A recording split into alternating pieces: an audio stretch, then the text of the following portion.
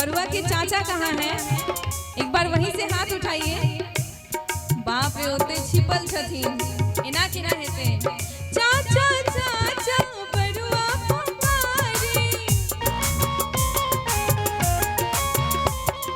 दिया जनौआ मोर मरब पर बरुआ मचावे शोर।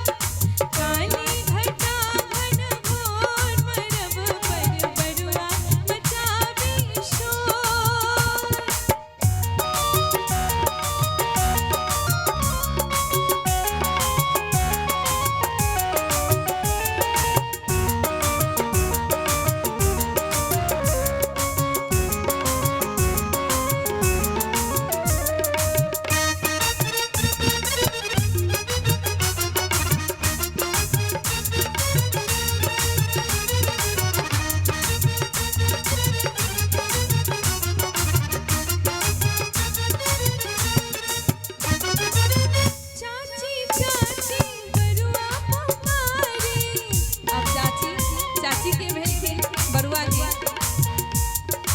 बरुआ के चाची जी हाथ उठाबू होते सब।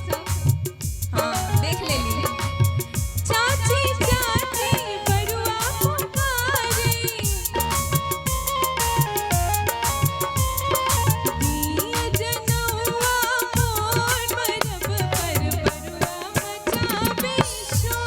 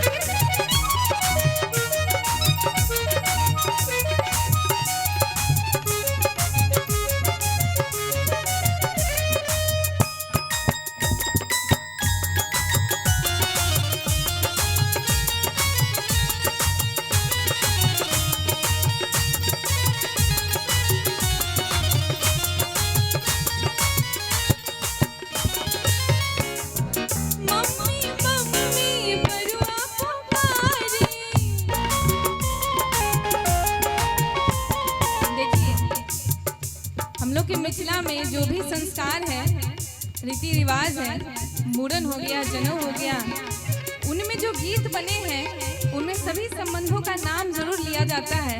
और कार्यक्रम के दौरान स्पेशली उन सबको जरूर आना है, स्टेज के बाद हाथ जरूर दिखाना है या जहाँ बैठे हैं वहीं से। तो मम्मी जी के लिए गा रही हूँ मैं, बरुआ के मम्मी जी के लिए। मम्मी मम्मी बरुआ पुकारे, दिया भिखिया मोर मरब पर बरुआ मचावे शोर।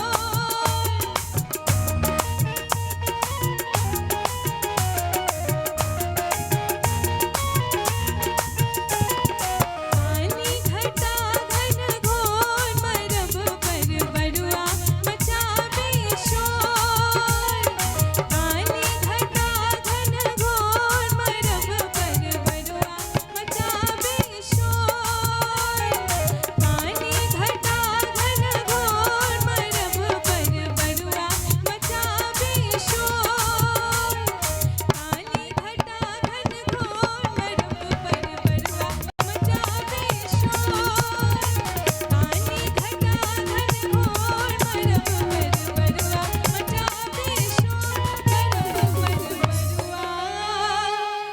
चार